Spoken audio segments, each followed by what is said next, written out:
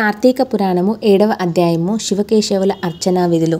జనక మహారాజా, ఈ కార్తీక మాసంలో చేసే పూజలకు, దానాలకు, హోమాలకు ఎలాంటి ఫలితాలు కలుగుతాయో తెలియజేస్తాను, ఆలకించుము అని చెప్పాడు.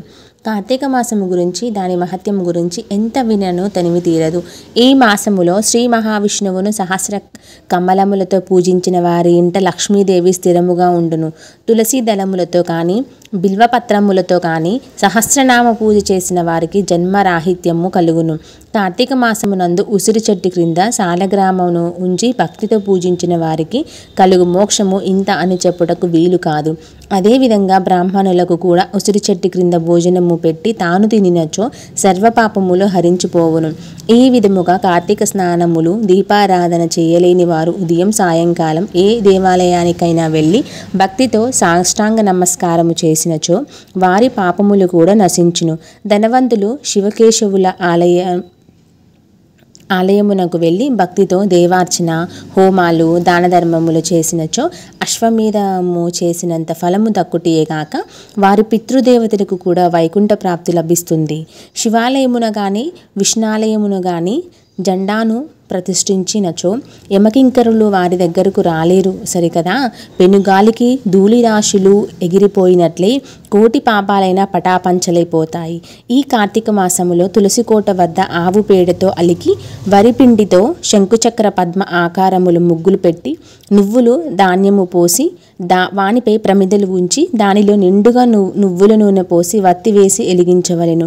ఈ దీపము రాత్రింబవళ్ళు ఆరకుండా అలాగే వెలుగుతూనే ఉండవలెను. దీనిని నందాదీపము అంటారు. ఈ విధంగా నందాదీపం వెలిగించి నైవేద్యము పెట్టి కార్తీక పురాణము చదువుచుండినచో హరిహరుల సంతోషించి ముక్తిని ప్రసాదిస్తారు. కార్తీక మాసంలో ఈశ్వరుని జల్లేడు పూలతో పూజించిన ఆయుష్ వృద్ధి కలుగును. సాలగ్రామమునకు ప్రతిరోజు గంధముతో అలంకరించి తులసి దళములతో పూజించవలెను. ధనము బలము కలిగి ఉండి కార్తీక మాసంలో పూజ మొదలైనవి చేయని మానవుడు మరుజన్మలో కుక్క జన్మము ఎత్తి తిండి దొరకక ఇంటింట తిరిగి కర్రలతో దెబ్బలు తింటూ కడుపు కాలి అన్నమో రామచంద్ర అని దిక్కులేని నీచ స్థితిలో మరణిస్తాడు. కావున కార్తీక మాసము నెల రోజులు పూజలు చేయలేని వారు ఒక్క సోమవారమైన భక్తితో శివకేశవులను పూజించినను మాసఫలము వారికి కలుగును.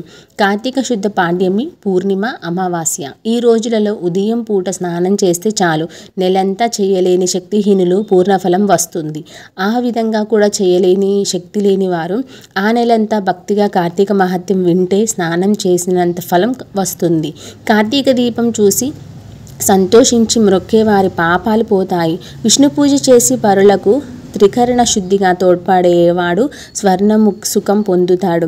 శ్రీ మహావిష్ణువు గంధ పుష్పాదులతో ఆరాధించే వారికి వైకుంఠ వాస ప్రాప్తి కలుగుతుంది. శ్రీహరి సన్నిధానములో సాయంకాలం పురాణ పఠనం, శ్రవణం చేసేవారు వైకుంఠ వాసులవుతారు. విష్ణువు ముందు జపం చెయ్యని వారు 7 జన్మలు కుక్కగా పుడతారు. కార్తీక మాసములో సాయంకాలం దేవాలయంలో స్తోత్ర పారాయణ చేసేవారు కొంతకాలం స్వర్గంలో సుఖించి తరువాత ధ్రువమండలానికి వెళ్ళి సుఖంగా ఉంటారు.